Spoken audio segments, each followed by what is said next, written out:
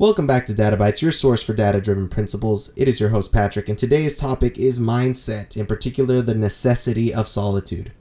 Now, we are social creatures. We are social animals. We love to be around one another for good reason. Being around friends, family, people that we love help make meaningful memories together.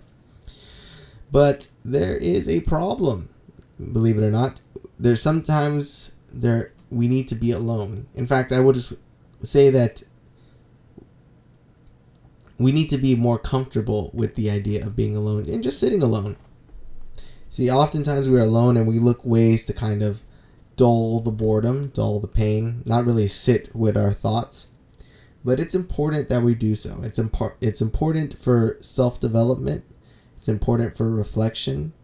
It's important in order to really do an inventory with yourself, being an honest review of yourself, an honest critic, and saying, what am I doing wrong? Oftentimes we want to silence that part by filling it up with a lot of noise, always going on our phone, always trying to be entertained. But sometimes we need to just really sit in solitude, and there's benefits in this. Now, the first work we're going to mention in this topic, it comes from Wes Watson in his book Non-Negotiable. Some of you may know him because he's become a little bit of a meme. But really, when he was in this zone, when he was fresh out of his 10 years incarcerated, he really was on a higher frequency. Not to get a little bit too off topic, but I believe his name is Robert Hawkins. He talks about how sometimes we become, I don't want to use the word enlightened haphazardly, but spiritually enlightened. And then as we gain success, as we gain traction, we end up regressing spiritually. And I think that's kind of where he's found himself at. But this part, and for context, I believe he spent around a year or something in the SHU, which is called the Separate Housing Unit, which is known as the prison within prison, where you're kind of left in solitary confinement. And this is where you're really tested in your ability to handle solitude.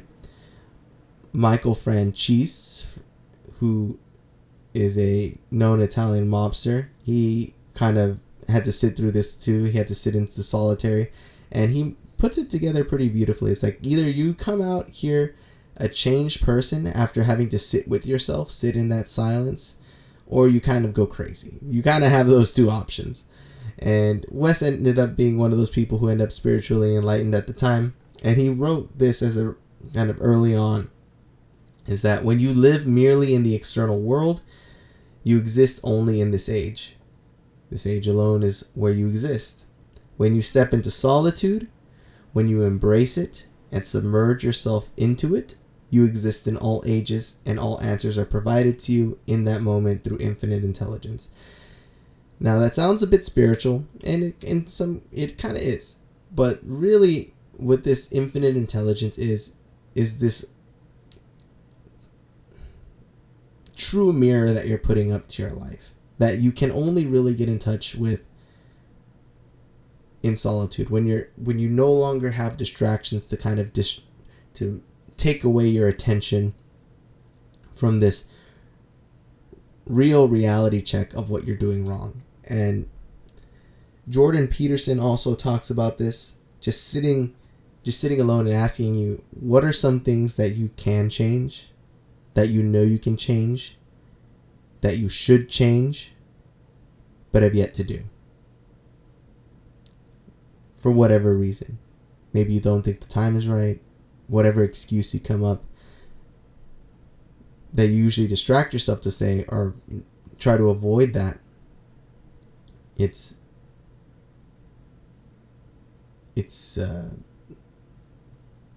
just you holding yourself back. It's self-sabotage. That's what it is. It's self-sabotage.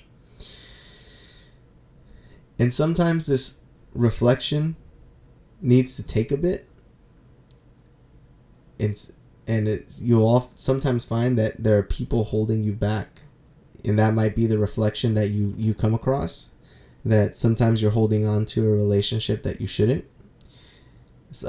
something that I've repeated again is that our tendency to hold on to things. We don't want to lose. We are hardwired to really feel loss very painfully. And it's actually an Instagram post I made, and check out my Instagram, where the ratio in which we feel loss to gain is 2-1. So if we lose $100, it's like losing $200. And if we gain $100, it just feels like $100. And the reason for this is kind of based on our evolution. When you got a bit more food, that's great, right? You have some more food, and you'll make it another day. But if you were to lose the food that you had, that could be potentially disastrous immediately. So as you reflect and you realize maybe there's some things you need to leave behind, or maybe the actions that you need to take will cost you certain things, you shouldn't fear that if that's the conclusion you come to, and maybe that's what's holding you back. To reference someone else, David Goggins, who also may not know in his book Never Finished, he talks like this: when there is no one around you who believes in or understands your quest, you must turn your foxhole into a one-man fighting position. That's okay. It's always better to fight alone until you can find people strong enough to fight the good fight with you. There is no time to waste trying to pull dead weight up a hill. I've been there many times, and you must hold out until reinforcements arrive, even if it takes years. Loneliness can be difficult and depleting, but I'd much rather you stay lonely than crawl out of your foxhole and trek back down through known territory into the arms of the very people who loved the old you and were never comfortable with your transformation. Again, we cannot fear solitude. Solitude is integral to our personal development. It's difficult. It's very difficult. Loneliness is something that's very hard to deal with. Again, we are social creatures. I cannot emphasize that enough. We want to be around people. Being around people is great, but you want to be around people that are leading you down the path you want to go. Sometimes people want to reinforce your negative habits, are just promoting negativity, whether you realize it or not. They might be pleasurable to be around. You might have fun, but that doesn't mean that they're good. And so as a result, whether it be out of envy, think about it like crabs in a bucket. They are just trying to pull you down. Again, perhaps not always is the attention so overtly negative, so consciously trying to sabotage you. It's just where they're at in their life, and they're not planning to develop in that direction. You cannot be afraid to just walk the path alone. It's a blessing to have people who are willing to believe in you and are also willing to support you on your journey, but it's not guaranteed. And you might go a long time without having to find that person who's really got your back, and that's okay. You gotta learn to sit with that. And you can always come back to this channel, because I'm always trying to promote a good message. Hopefully this becomes a community where you can find that network of people who support you and just find friends that way. But if you need, never forget that it's okay to be alone. And while it's hard, if it's moving you towards the right way, it's okay. You're doing the right thing. Now, to contrast this, we're going to reference the 48 laws of power. Solitude is not isolation. You need to understand the difference. While solitude is a conscious choice so that you may better reflect, isolation is kind of that taken to an extreme. Now, everything taken too far is bad. Even drinking too much water can be toxic. So taking the idea of solitude and running it towards isolation is not conducive as well. So, to reference Robert Greene directly, this is what isolation brings. Retreat into a fortress and you lose contact with the sources of your power. You lose your ear for what is happening around you, as well as a sense of proportion. Instead of being safer, you cut yourself off from the kind of knowledge on which your life depends. Never enclose yourself so far from the streets that you cannot hear what is happening around you, including the plots against you. So you don't want to be isolated. Solitude, again, is not isolation. You want to know what's happening in the world. You still want to interact with people. You don't want to be a social outcast with the inability to talk to others.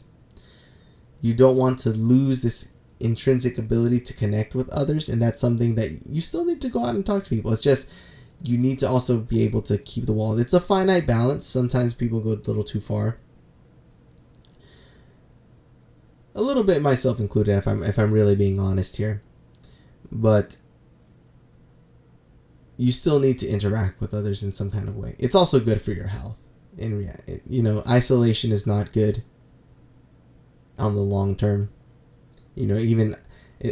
Solitary confinement is a punishment in prison, and it's not meant to be forever. No one goes their entire sentence without being around others. We need to, and so you need to kind of find that balance. Look for people who share the same vision as you, but don't be afraid to cut people off that are just trying to hold you back. That's today's message. Take some time. Try to take some time. Don't look at your phone. Don't look at social media. Don't look at the internet. Just sit with your thoughts. Sit with yourself and do an inventory. Think about what you need to change. You probably already know. Most of us know what we need to do. We just distract ourselves and choose not to do it. So that's really the task I give up to you. I present you with this. Just sit and think. No sound. Just yourself. Anyways, that's Patrick with DataBytez. Hope you've found this useful. Until next time, goodbye.